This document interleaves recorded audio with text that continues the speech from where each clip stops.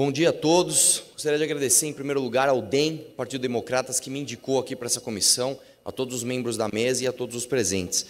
Vamos falar de fake news aqui. Eu gostaria de trazer dois exemplos, eu vou ver se eu vou conseguir encaixar esses dois exemplos nesse tempo, para mostrar uma visão que é minha e eu compartilho com muitos dos meus amigos.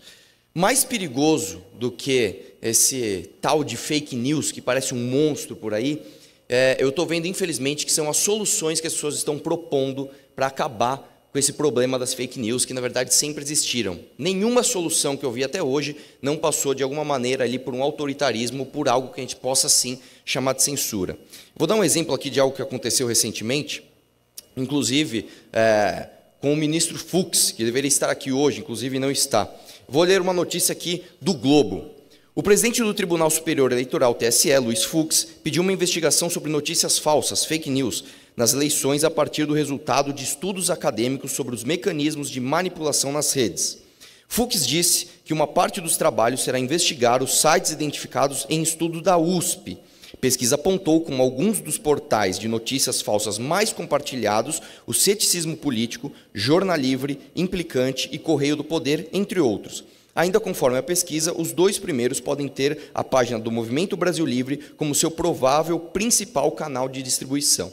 E aí a gente pensou, bom, se nós do MBL somos o maior disseminador de fake news, segundo o estudo da USP, vamos ver com quem eles nos compararam. Vamos ver quem é que está em segundo, em terceiro, em quarto, em quinto, em 10º lugar. E fomos atrás do estudo acadêmico. O estudo acadêmico não existe.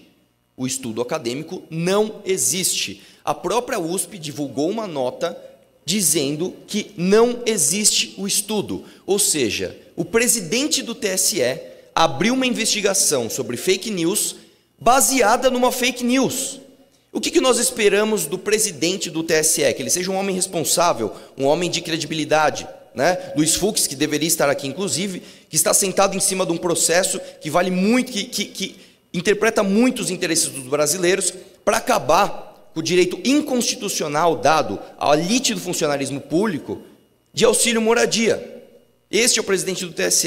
E aí o que me espanta nessa história? Quem é que vai dizer o que é e o que não é fake news? Quem é que vai dizer o que a gente pode ou não pode falar? Seria o máximo da credibilidade como presidente do TSE? Esse é o homem que vai nos balizar do que é o que não é fake news? Gostaria de dar um outro exemplo aqui.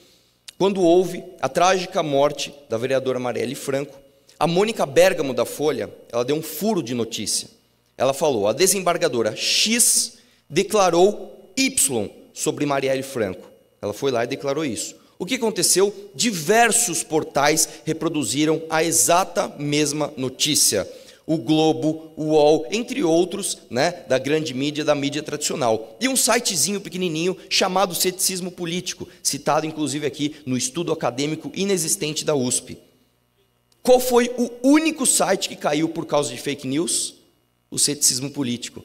Detalhe, todos reproduziram a exata mesma notícia da Mônica Bergamo. Desembargadora X disse Y sobre Marielle. Ninguém estava ali expressando alguma opinião sobre a tragédia ou sobre a vereadora em si, mas sim reproduzindo uma notícia que não era falsa, era verdadeira, e o portal Ceticismo Político caiu.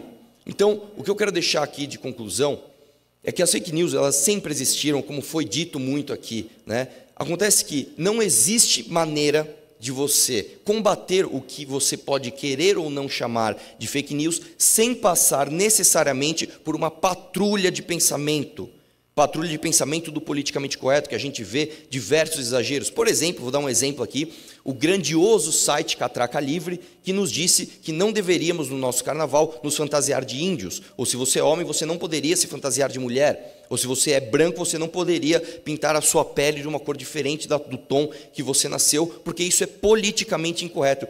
Quem são as pessoas que vão dizer o que é e o que não é fake news? São esses tipos de pessoas?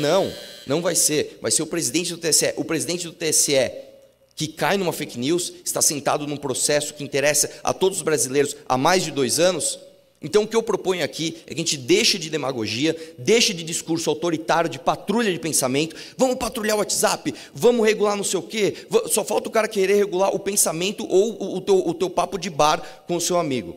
Vamos deixar que as próprias pessoas amadureçam, como sempre foi na nossa sociedade, e nós vamos combater a fake news de maneira natural. Ninguém quer compartilhar uma fake news, ninguém quer passar vergonha de passar uma informação falsa. E é nisso que nós devemos confiar, muito mais do que um burocrata com uma caneta. Obrigado.